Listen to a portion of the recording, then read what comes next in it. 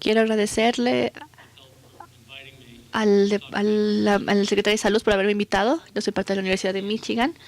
Somos del Instituto de Estudios Dinámicos y de Investigaciones. Nosotros somos parte del grupo de investigaciones ahí en los estudios dinámicos. Así que el día de hoy vamos a hablar sobre el efecto en jóvenes de la exposición a la violencia en múltiples niveles. Violencia política, familiar, escolar y comunitaria, es decir, en los vecindarios. ¿Cómo es que esta violencia en estos distintos niveles los afecta a los jóvenes? Vamos a hablar sobre los mecanismos que finalmente van a hablar al respecto de cómo es que afecta a ese tipo de sector. Porque no son solamente ustedes quienes están expuestos a este tipo de violencia en estos contextos. No todos ellos van a tener un resultado o un impacto directo a la salud mental o física. Al respecto de nuestro modelo conceptual, porque este modelo es lo que ayuda finalmente a guiar nuestras investigaciones. Hasta arriba del modelo, no lo tengo, perdón. Tenemos distintos contextos donde los niños van a experimentar violencia. Así que en la parte izquierda de la pantalla vamos a ver una influencia macroambiental, por ejemplo, en los niños. Esto incluye tanto el país, la cultura, el vecindario, la colonia, los medios. Son factores de riesgo y también finalmente también el tipo de niveles de protección. Hay que tratar de ver ambos, los de riesgo y los de protección, tanto a nivel macro, de tal forma que afectan al niño. En el ambiente macro, vamos a ver más de cerca los niveles que están mucho más cerca de la influencia de los niños, como la familia, la escuela, un grupo de amigos. Vamos a estar viendo los riesgos de factor en ese nivel también como nivel de protección. En el siguiente nivel tenemos el propio nivel del niño, que es decir, la influencia biológica. Sabemos que su proceso cerebral funciona de una cierta forma, tiene también fisiología de tensión, muchas veces también el temperamento de los niños. Y todo esto, ¿cómo afecta? La violencia, ¿cómo es que afecta a los niños también? Finalmente, la influencia situacional. Cuando los niños no involucran en una situación específica, ¿qué pasa en esa situación? Eso también va a afectar su respuesta ante la violencia. A lo mejor va a ser una provocación, a lo mejor para los adolescentes va a ser una situación en la que se involucra alcohol. Todos estos aspectos van a finalmente afectar a la reacción del niño. Pero vamos a ver también cómo es que ocurren estas cosas. Va a ser la forma en la que esto influye. Y esto nos va a llevar a ciertos patrones de pensamiento o de lidiar con algunas situaciones, procesos emocionales. Y consideramos que eso finalmente es la forma de nosotros hacer la prevención. Por ejemplo, absorber la violencia, independientemente de qué nivel estemos nosotros observando, a nivel macro, micro. Los niños van a empezar a desarrollar algunas formas de pensamiento que finalmente van a ser un poquito más agresivas. También algunas creencias normativas al respecto de que la violencia va a estar justificada porque le ven en otro lado. También fantasías al respecto de agresión, es decir, van a tener incluso una especie de guión interno que a lo mejor les van a querer elegir en estas formas en las que lo pueden hacer, algunas formas en las que pueden realizar esto de manera mucho más física. Incluso a lo mejor van a pensar en formas de a lo mejor golpear a alguno de sus amigos que lo estaba confrontando. También esos procesos emocionales, esta regulación de los niños, por ejemplo, cuando ven aspectos de violencia, la mayoría frente a nosotros van a ver que incluso está un poco repulsivo para nosotros. Pero ¿cómo podemos nosotros prevenir la violencia? Algunos de nosotros lo vemos de tal forma que incluso nos molesta. Hay muchos niños que ven mucha violencia, ya sea en casa, en la escuela, en los medios. Finalmente ya no van a estar incluso sensibilizados a la violencia y la podemos ver en su forma de actuar fisiológicamente. Ya no van a estar ni tan, hasta un poco emocionados por la violencia, ya no se va a ver así porque la han visto de manera constante. Entonces, en la parte media, en esos procesos, si nosotros dejamos que el niño tenga ese tipo de reacciones de comportamiento, ya sea alguna agresividad o incluso algún estrés postraumático. Vamos a ver estas diapositivas de manera muy rápida, porque creo que el doctor Cruz ya habló sobre ellas de manera muy rápida y muy buena. Aquí hay factores de riesgo personales, tanto genético, predisposición, ya sea algún nivel hormonal, dificultad de la atención. También a lo mejor si el niño o la niña tiene algún tipo de comportamiento agresivo antisocial temprano. También hay otros, por ejemplo, donde los padres no saben comportarse, donde también hay algún tipo de padres agresivos, antisociales. También factores de riesgo con sus pares, con sus amigos. Van a tener una mala relación con sus amigos, con sus compañeros. Y finalmente también lo van a ver con otro tipo de pares. que se comportan distinto. También hay factores de riesgo a nivel mucho más cognitivo y en el vecindario. Por ejemplo, que se encuentran en un estado de pobreza o de delincuencia en su comunidad. A nivel de la sociedad, también podemos ver que afecta lo que está pasando en los medios.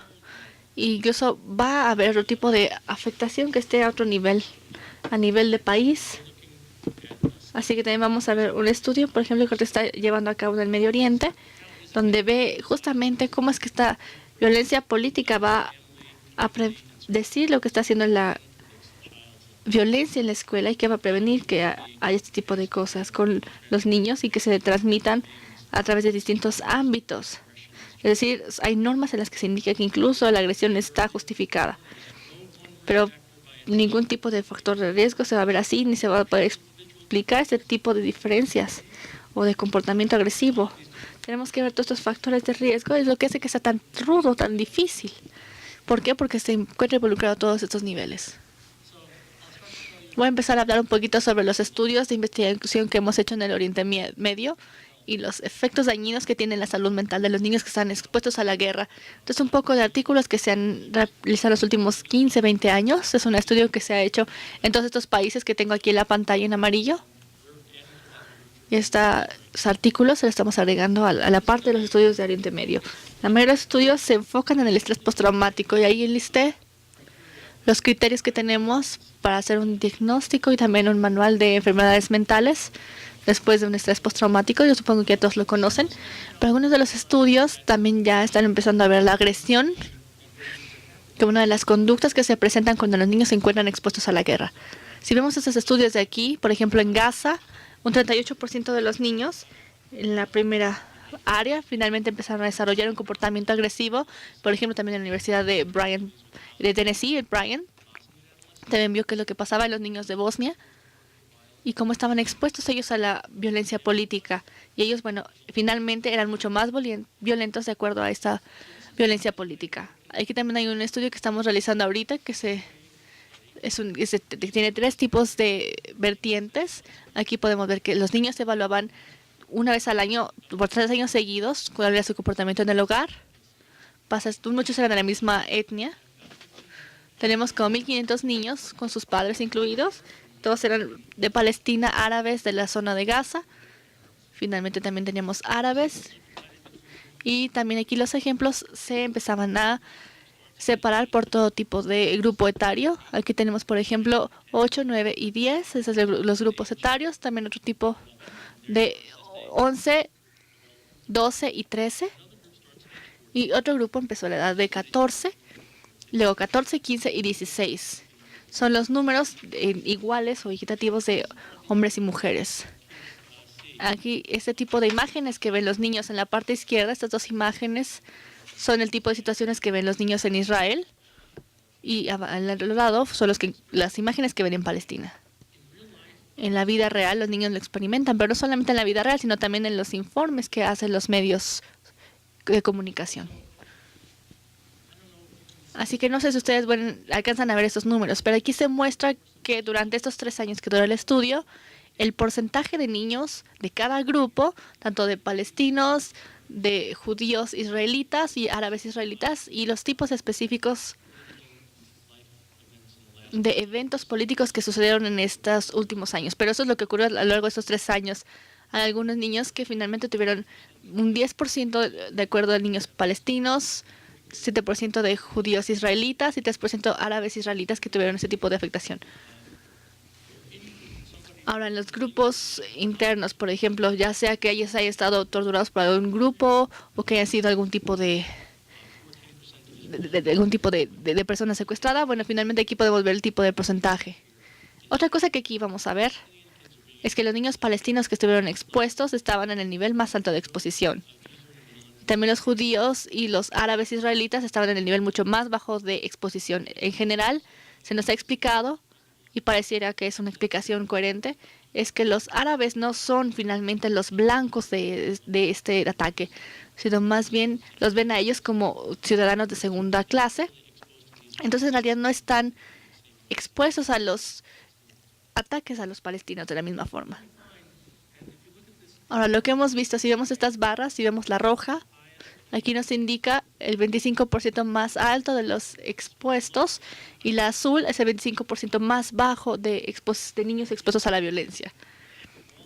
Podemos ver aquí que en todos los grupos, tanto de palestinos como de judíos, árabes e israelitas, podemos ver que los de la barra roja, que son los que han estado expuestos a más violencia, son los que tenían más pesadillas como resultado de esta violencia, independientemente de qué grupo se encontraran. Y pasa lo mismo que en el último año, si a lo mejor has golpeado o mordido a algún otro niño el último año, y volvemos a ver aquí que los niños que tuvieron la exposición mayor de violencia, independientemente de su grupo de edad, finalmente estuvieron en una pelea física en el último año. Ahora aquí lo que nos interesa es muy parecido a lo que estaba mencionando Gary al respecto de la violencia que se encuentra en todas las edades. Aquí podemos ver que finalmente hay un nivel de sistema sociocontextual y lo que hemos encontrado es que la violencia política étnica puede producir un efecto en el niño. ¿Y cómo esto se presenta? Bueno, va por distintos niveles de exposición. La violencia en los niveles más elevados de la sociedad parece que infecta a la violencia en los niveles más bajos y cada vez se acercan mucho más a los niños. Nuestra investigación, esto se publicó en el desarrollo de los niños del 2013. Aquí la exposición a la violencia en la etapa número 1 es lo que tenemos de nuevo hasta abajo a la izquierda. Podemos ver que puede ser que eso subsecuente, tanto violencia en la casa o en la escuela. Esto va a predecir también una conducta agresiva del niño en una etapa 3. Es decir, desde el grupo etario mucho más bajo, la exposición a la violencia finalmente va a afectar a su conducta agresiva. Aquí otro tipo de estudio que podemos controlar en niveles mucho más tempranos de agresión. También podemos ayudarnos a controlar otro tipo de exposición a la violencia. Aquí podemos ver que la violencia política va a predecir o aumentar con el paso del tiempo la violencia a niveles mucho más próximos, cercanos a la familia, al niño, tanto la familia como la escuela, la comunidad. Aquí también vimos que podemos ver 4 contextos distintos de exposición a la violencia. La violencia que se presenta a nivel de familia, a nivel del vecindario y a nivel político. Aquí lo que podemos ver es que sí estamos expuestos a la violencia en 3 o 4 de estos contextos, es decir, la barra verde. Si estamos expuestos a la violencia en 1 o 2 contextos, por ejemplo, la barra roja, o si estamos expuestos a la violencia en ningún contexto, es decir, la barra azul. Bueno, hay que ver cuánto tipo de contextos de violencia nosotros tenemos exposición. Empezamos a ver que empieza desde un nivel bajo, medio, hasta uno alto de violencia. No importa esto. Todos van a mostrar un comportamiento mucho más agresivo después de 1 año, 2 años, dependiendo del número de contextos al que estén expuestos, número de contextos de violencia. Los niños que estuvieron expuestos a todos los niveles de violencia, a todos los niveles de violencia, tanto en escuela, casa, en la sociedad, finalmente tenían mucha más probabilidad de ellos mostrar un comportamiento agresivo. Una de las cosas que también nos interesan mucho es el mecanismo, es decir, la ruta de transferencia. ¿Cómo es que la exposición a la violencia va a hacer que los niños sean mucho más agresivos? Aquí les mostré un número bastante elevado al inicio. Aquí, por ejemplo, cómo es que podemos fantasear sobre la agresión. Es decir, hacen una especie de ensayo mental al respecto de cómo actuar de manera agresiva en ciertas situaciones. También se empieza a desarrollar un tipo de creencias normativas. Ok, está bien que yo haga esto por esta u otra razón. Y finalmente también vamos a ver una interrupción emocional, una afectación emocional. Aquí vamos a ver que se ha hecho trabajo al respecto de qué pasa cuando los niños están incluso expuestos a una violencia por sectores. Es decir, se puede ver reflejado en la comunidad, en la familia. Eso quiere decir que a lo mejor ya no se encuentran en este tipo de ambientes como un lugar seguro. Entonces, estos procesos son los que van a hacer que este proceso haga que los niños se hagan mucho más agresivos con el paso del tiempo. Es un estudio que se hizo en Chicago, en los Estados Unidos. Lo hizo mi colega Ralph Huseman. Y ahí lo que descubrieron es que la violencia en la comunidad y ese tipo de exposición finalmente va a aumentar a 4 o 5 y eso va a hacer que los niños empiecen a fantasear más al respecto de cómo hacer una agresión y finalmente van a encontrar causas y justificaciones para hacer ese tipo de agresividad y van a hacerse más agresivos con el paso del tiempo. Entonces finalmente van a saber qué pasa en primer lugar, segundo o tercero. Eso se hace en distintas muestras que se tomaron en este estudio. Y también en el estudio de palestinos encontramos resultados muy parecidos. La exposición a los conflictos y violencia política parecieran provocar unas fantasías más agresivas en los niños, ya sea de manera subsecuente, un año o después de que tuvieron esta agresión, y tenían una disrupción emocional mucho mayor. Y entonces eso hacía que los niños se hicieran mucho más agresivos. Eso es importante para cuestiones de agresión y de prevención de agresión. Podemos nosotros tener un tipo de intervención en lo que se respecta a esto.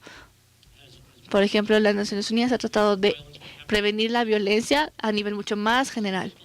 Pero como profesional de la salud mental, bueno, podemos ver qué es lo que puede hacer para evitar que los niños no tengan ese tipo de violencia. Desde los medios, las variables, hay que evitar que los niños empiecen a fantasear respecto a estas situaciones agresivas y a justificar sus razones para hacerlo.